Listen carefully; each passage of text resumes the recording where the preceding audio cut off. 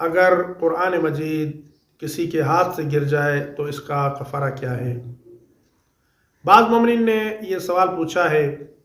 اس سلسلے میں عرض کروں گا کہ قرآن مجید اللہ تعالیٰ کا عظیم کلام ہے کہ جس کلام کی حفاظت کرنا اور جس کلام کی تلاوت کرنا ہمارا فریضہ ہے۔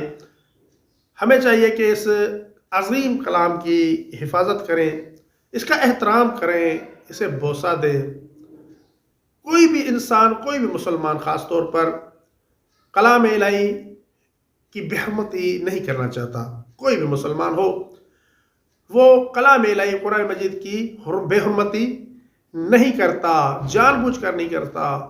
البتہ اتفاقاً بعض اوقات کسی بچے کے ہاتھ سے یا کسی بڑے کے، بزرگ کے ہاتھ سے قرآن مجید گر جاتا ہے تو ایسی صورت میں اس انسان پر کوئی کفارہ نہیں ہے، کوئی کفارہ نہیں ہے۔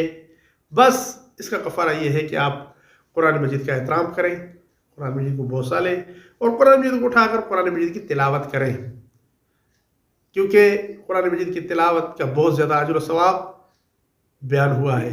یہاں تک کہ رسول خدا صلی اللہ علیہ وآلہ وسلم نے ارشاد فرمایا، خیرکم من تعلم القرآن وعلمہ، کہ تم میں سے سب سے بہتر انسان وہ ہے جو خود بھی قرآن پڑھتا ہے، دوسروں کو بھی قرآن پڑھاتا ہے۔ اس لیے کوشش کریں کہ آپ قرآن مجید کی تلاوت کیا کریں، یہی اس کا احترام ہے۔ اور کم از کم آپ روزانہ صبح کو اٹھ کر 50 آیات کی تلاوت